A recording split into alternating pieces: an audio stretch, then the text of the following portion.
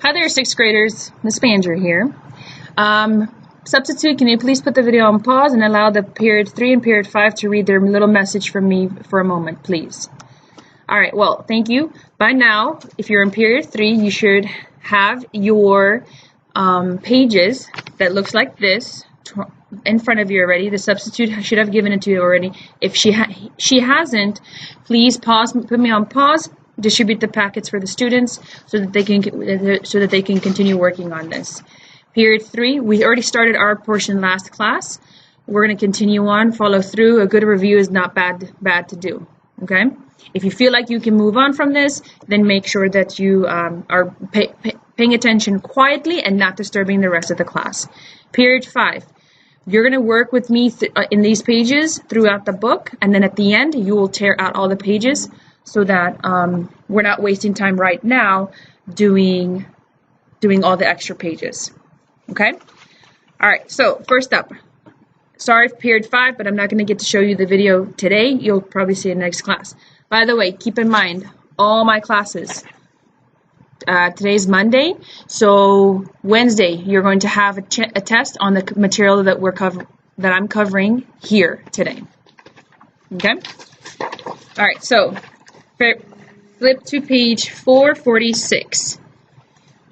446. Okay. Now, these are some questions that you could have done, you could complete on your own. Okay. I don't have all of the answers just yet. I lost my pen.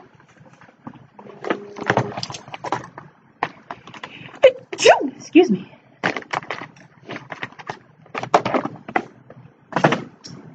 Okay. So you should, for period 5.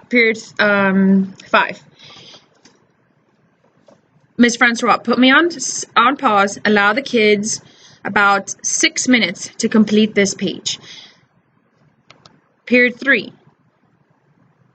If you're in period 3, we went over number 1 with you guys together, and we figured out that 42 divided by 15 was 2.8. Ms. Francois, after the 6 minutes, please give the students, go over these questions with the students, go over the answers, allow them to check it on their own. It's okay if they check their own work. Number 2, 93 divided by 75, 1.24. 91 divided by 52, 1.75. And then 57 divided by 24 is 2.375. Okay, now period 3, we've gone over these already together. You guys need to be able to read these bar graphs. Okay, pick apart what the questions are asking you. How many goals did Dion score? You look at the Dion bar, notice that he did 3. Which 2 players together, meaning I'm going to add, scored the same number of goals as Jeff did? Well, Jeff scored 4. So which players, if you add their scores, would give you 4? In this case, Dion and Ted. How many fewer, less, subtracting, goals than Caesar did Alex score? Alex scored 5, Caesar scored 1, Alex scored 1 less. Okay, again, period 3, you've already done this. You guys can, if Ms. Francois, you can move the video maybe a few seconds ahead. Period 5, take a moment and answer these questions. Put me on pause, Ms. Francois, for period 5 for 3 minutes and answer these following questions. Remember, these 3, you use the review words. These 3, you're using the preview words. All right, a group of facts is data. Then you have survey. And then you have an average. Now, before the FSA, we've discussed how to find the average, how to find the mean, the median. Okay, take a look. I said the average is the same as finding the mean. The median is the middle value of the data set, and the number or category that occurs most is your mode. Sorry for the bell interruption. Okay, everybody should be on page 449 now. All right, there are 4 different measures of centers. Measure of centers. You have the mean, you have the median, you have the mode, and then you have the range. Okay? Mean is your average. If you don't have these notes on there, you can jot them down as we go.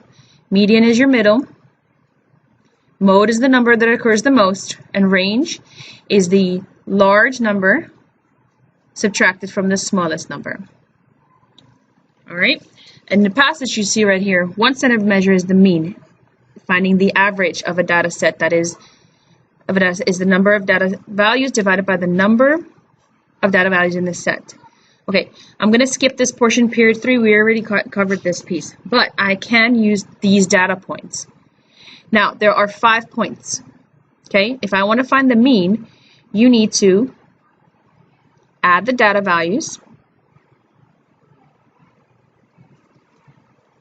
and then divide by the total data values, data points, data values, data points. Okay? Now, take a moment and add up 2, 3, 1, 1, and 3.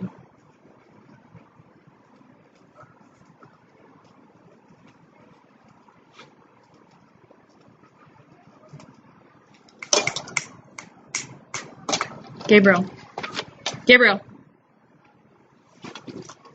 Sorry about that, guys. You have 2, 5, 6, 7, 8, 9, 10.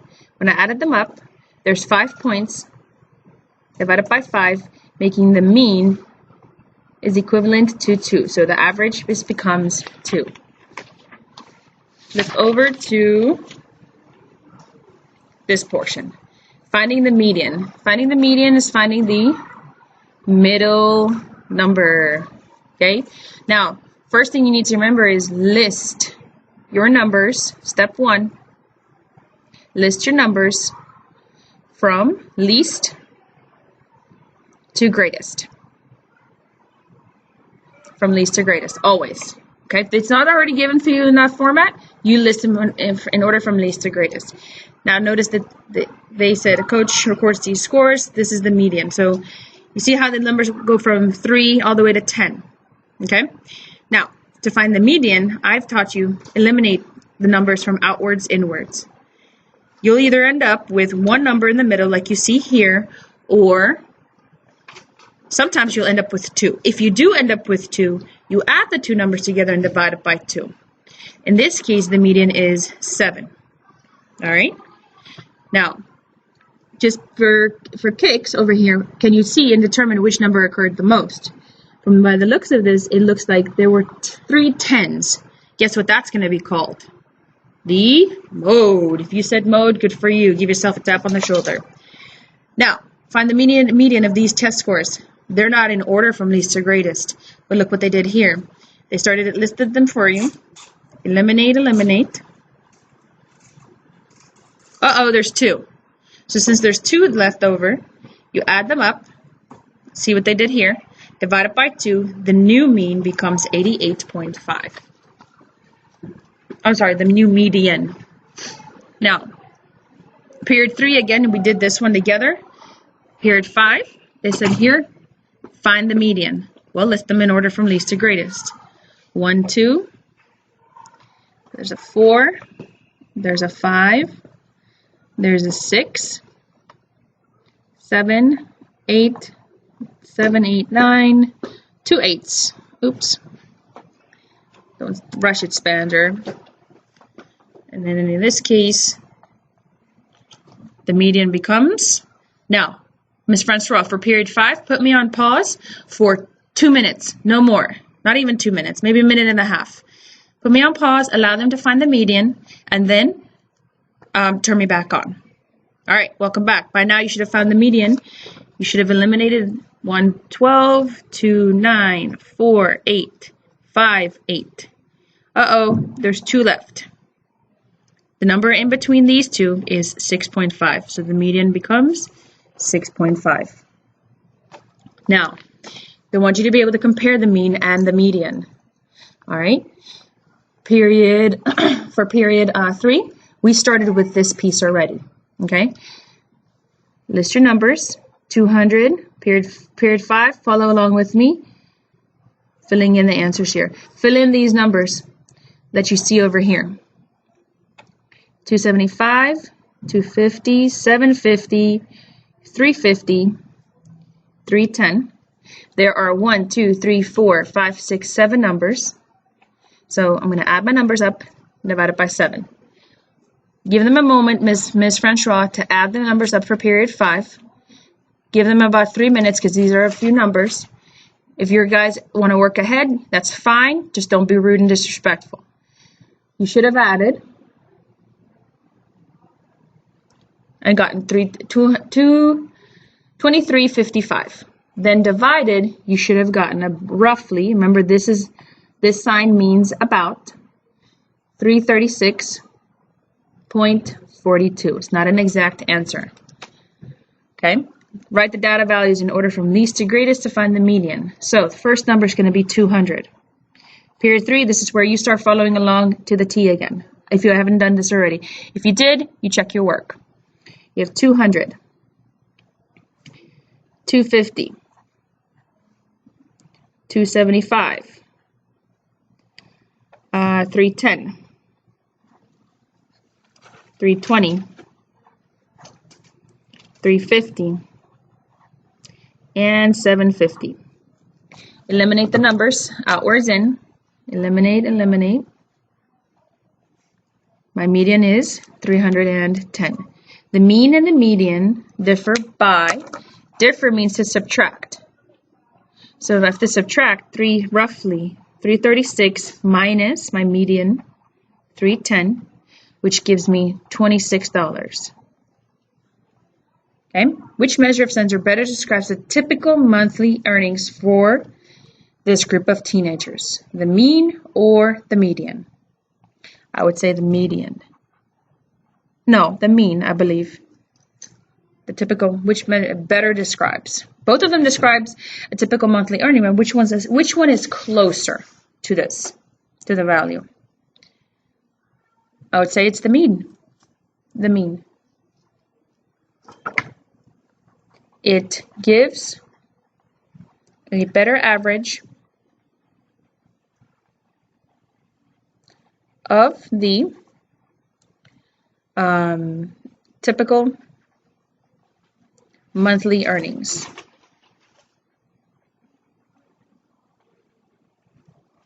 Okay?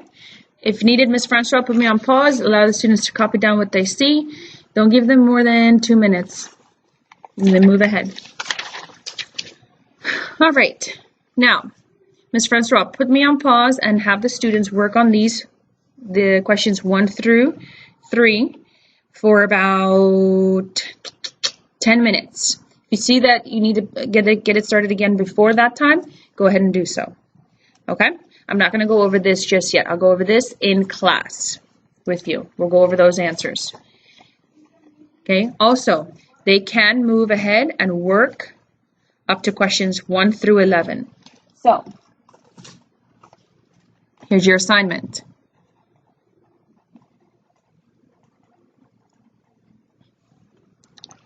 Work up to questions 1 through 11 on pages 452 through 453. Okay, we'll check these in class.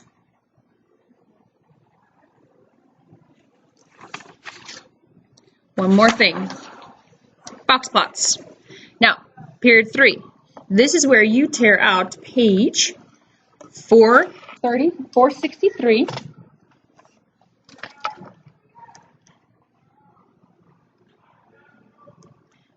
Tear out page 463 through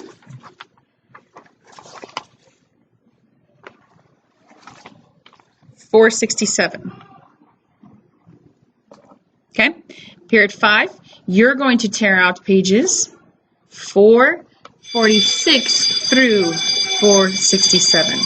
Period 3, you'll staple this to the one you already have in front of you right now. All right, now, sorry again for the bell. I taught you in class, we went over a little rhyme, thanks to Jonathan, starting it off saying, Mom likes my unique muffins, where the first M represents the minimum value. The L represents your lower quartile.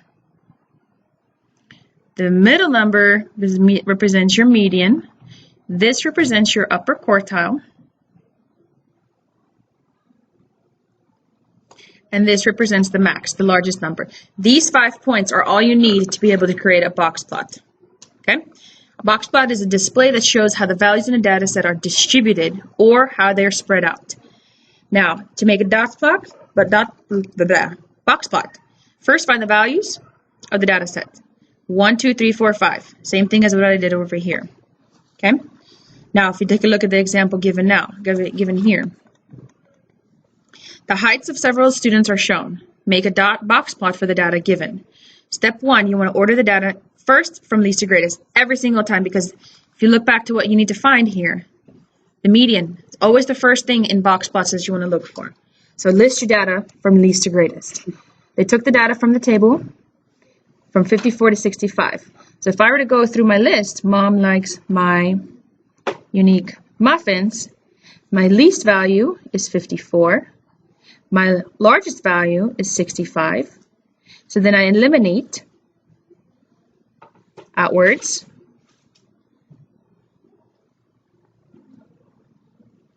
In between, my median is 59.5. My lower quartile, so my median falls right here. Okay?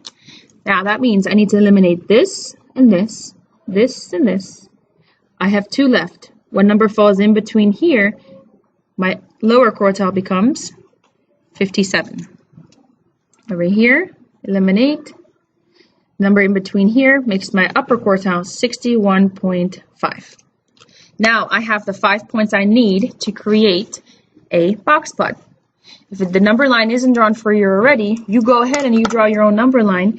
And if I can recommend, you see how this number line doesn't start with 0?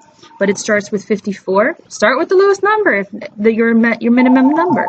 That's okay. It doesn't have to always start with 0. Okay?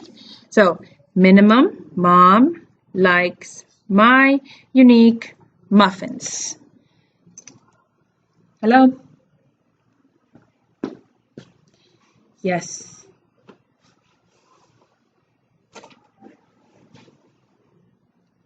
Yes. Okay, bye. Sorry about that, guys.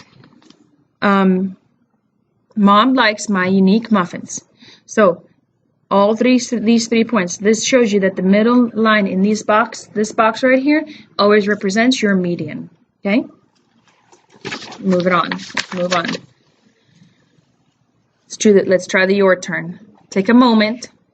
Do the your turn. Put me on pause, please. Allow them to complete the your turn. All right, least to greatest. I'm going to list my numbers. 78. 75 is actually first. 78, there's 2 78s. You have 79. You have 80. You have 83, 84.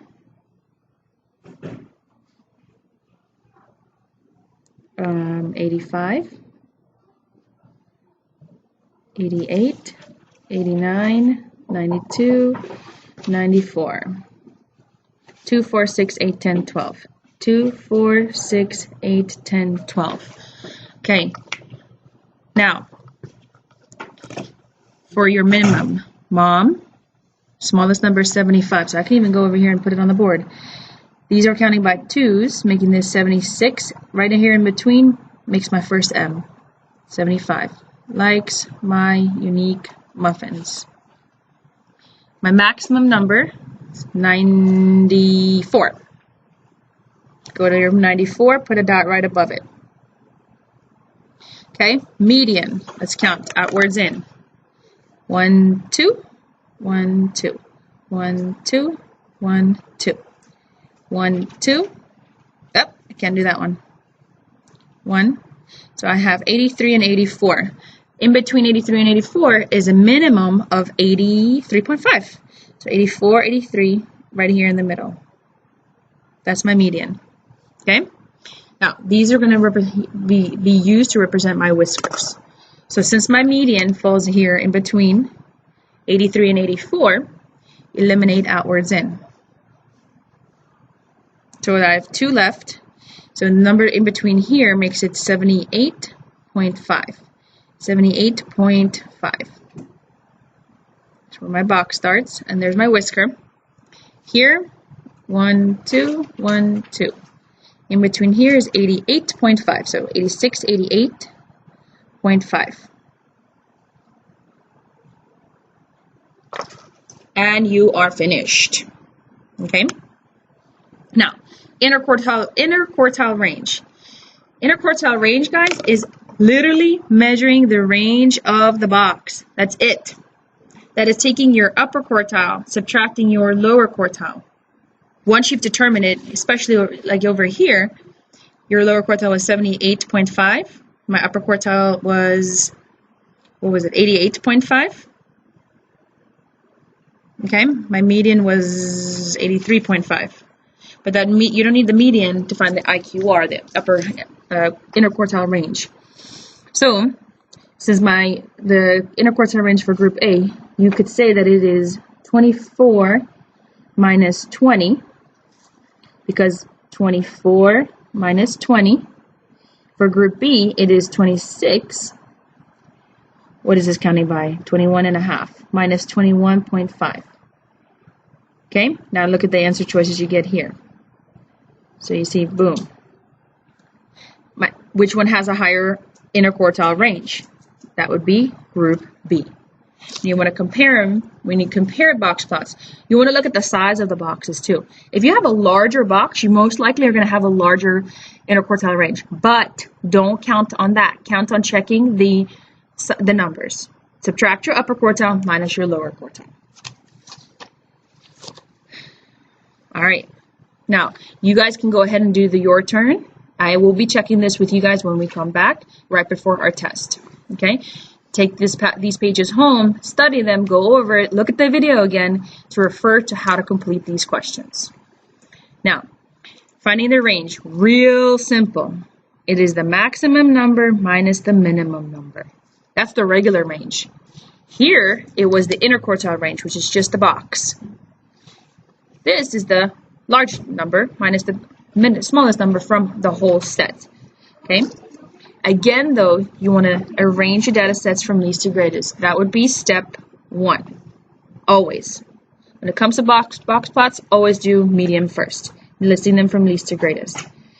As you see, like they did here, the largest number was 39 minus 21, giving me a range of 18.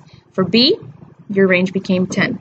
So if they're asking you to compare the ranges, you could say that Team A has a higher range than Team B. All right, go ahead and try this page as well. Now, what I do have for you, and you guys need to work on questions 1 through 14 on this page. So page 266 through 267, work on questions 1 through 14. Now, whatever you don't finish in class, go ahead and do it for homework. I do also have a face project for you guys to complete, where you have to solve the problems and then draw the face. You guys can work on that in class or at home. Depends on how much of this you get finished in class. You can start the project, or you can start the picture, drawing the picture before. You can in class, and then you can take it at home to finish. Now, Ms. Francois, can you please make sure that period 5 tears out pages 446 through 467. Period 3 only needs to tear out page 463 and 467 through 467. They need to staple theirs together with the one they got at the beginning of the class. They just need to staple this once. Make sure you put all names on your papers. I hope you guys behaved well. Talk to you later. Bye.